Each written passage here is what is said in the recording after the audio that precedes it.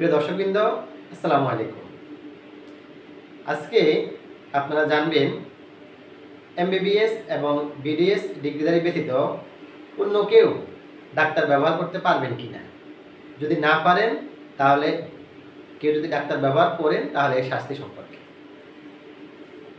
Bangladesh medical and dental council আইন 2010 এর 29 ধারার 1 উপধারা অনুযায়ী ন্যূনতম এমবিবিএস অথবা বিডিএস ডিগ্রি ব্যতীত কেউ নামের পূর্বে ডাক্তার ব্যবহার করতে পারবেন না।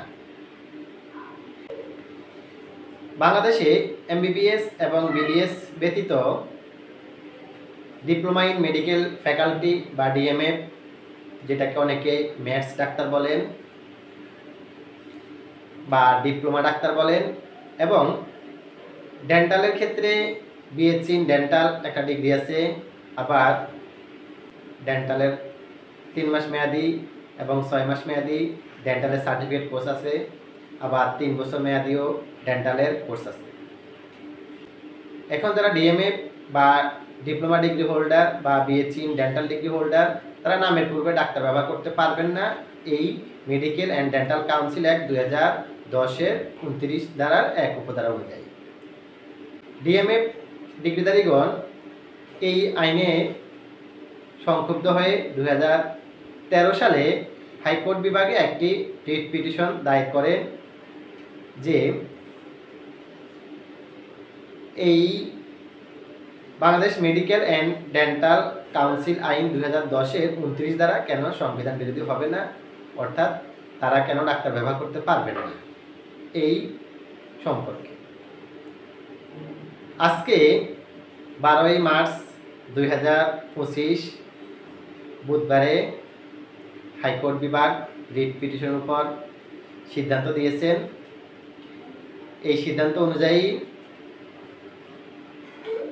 Bangladesh medical and dental council আইন 2010 এর 29 ধারা বহাল থাকবে এবং বিডিএস ও এমবিবিএস ডিগ্রি ব্যতীত কেউ নামের পূর্বে ডাক্তার ব্যবহার করতে পারবেন না।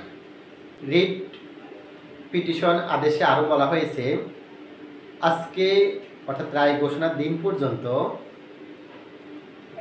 যারা এমবিবিএস অথবা বিডিএস ডিগ্রিধারী না হওয়ার পরেও নামের পূর্বে ডাক্তার ব্যবহার করেছেন তাদের কোনো শাস্তি হবে না। তবে আগামীকাল রোজ বৃহস্পতিবার থেকে যারা এমবিবিএস এবং বিডিএস ডিগ্রিধারী না হওয়ার পরেও নামের পূর্বে ডাক্তার ব্যবহার করবেন তাদের বিরুদ্ধে আইন অনুযায়ী ব্যবস্থা নেওয়া হবে। তাহলে আপনাদের মনে এখন প্রশ্ন থাকতে পারে, কেউ যদি এমবিবিএস অথবা বিডিএস ডিগ্রিধারী না হলেও নামের পূর্বে ডাক্তার ব্যবহার করে তাহলে তাদের কি শাস্তি হবে, তাদের বিরুদ্ধে কি ব্যবস্থা নেওয়া হবে, এর আইনটা কি?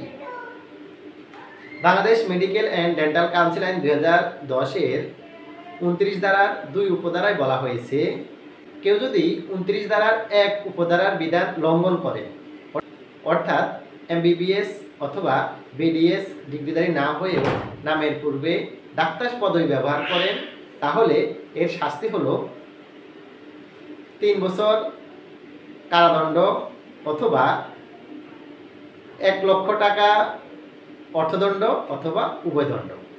অর্থাৎ কেউ যদি এমবিবিএস অথবা বিডিএস ডিগ্রিধারী না হয়েও নামের পূর্বে ডাক্তার ব্যবহার করেন তাহলে আগামীকাল থেকে তাদের বিরুদ্ধে যে আইনগত ব্যবস্থা নেওয়া হবে এর শাস্তি হবে 3 বছর পর্যন্ত কারাদণ্ড অথবা 1 লক্ষ টাকা অর্থদণ্ড অথবা 3 বছর কারাদণ্ড সাথে 1 লক্ষ টাকা পর্যন্ত অর্থদণ্ড।